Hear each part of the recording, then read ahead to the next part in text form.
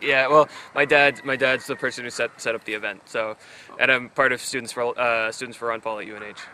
Cool. So.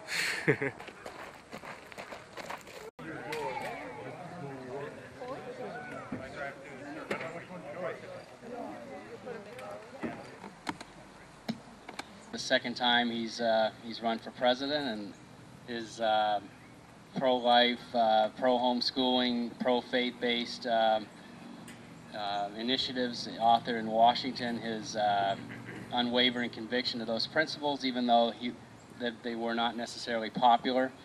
I want to introduce Dr. Paul as a, well, I guess kind of cut to the chase. I just want to introduce the next President of the United States, your friend and mine, Dr. Ron Paul.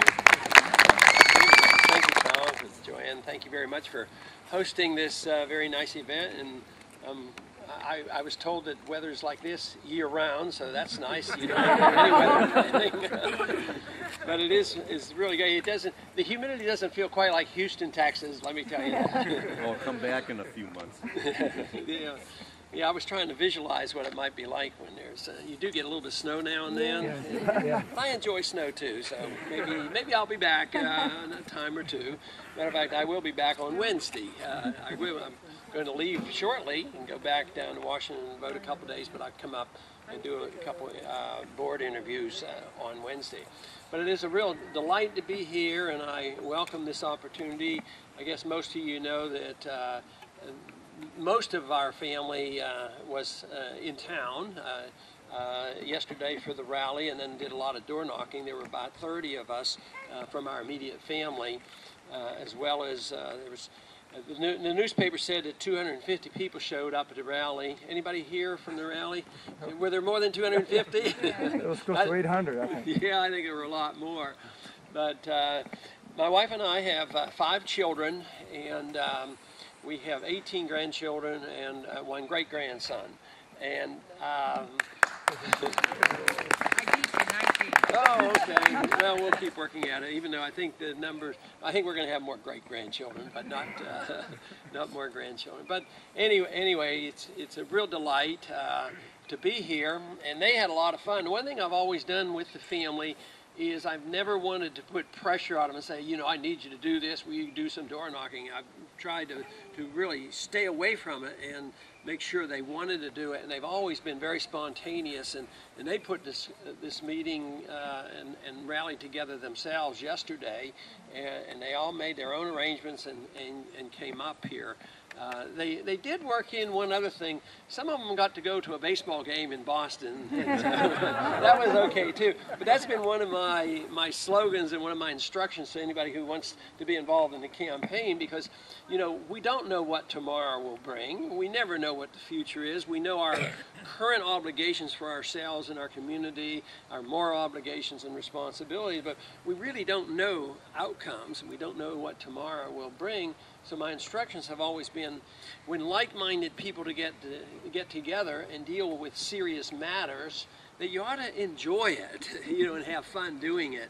So that's been one of the rules we try to follow. So I think that's what they were doing. When they were going to make the trip, they were going to have a little extra fun too, and they did get to see a ball game.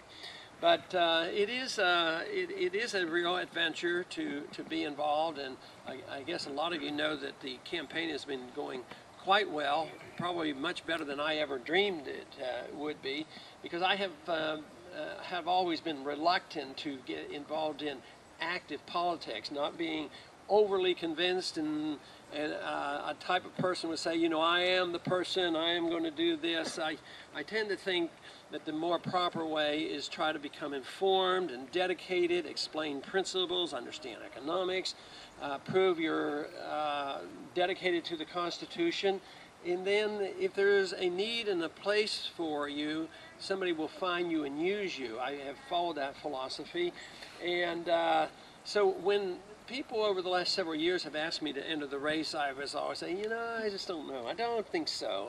I don't think I'm the guy. I don't think I'm ready. And, you know, this argument, a bit of procrastination. And also the argument has been that I just don't think there's enough people there.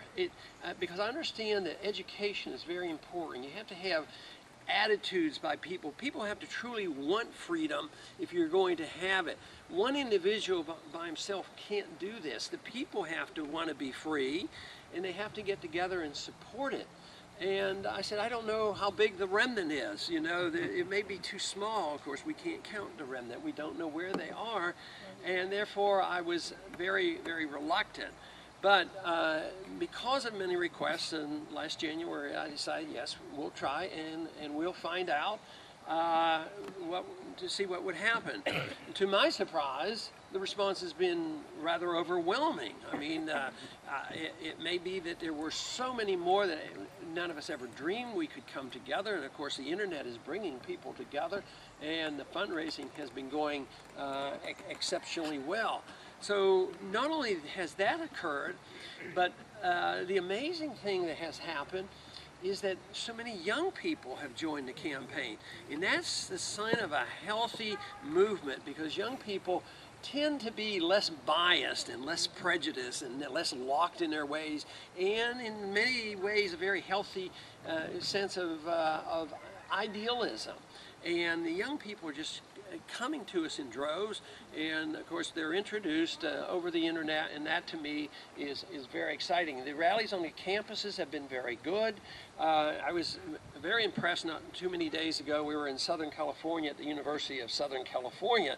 I thought, well, I don't know what this is going to be like. Are there these liberals? Who's going to come? And are there any Republicans here? And there were about 1,200 students showed up, and it was amazing. They were just as supportive as the other crowds were.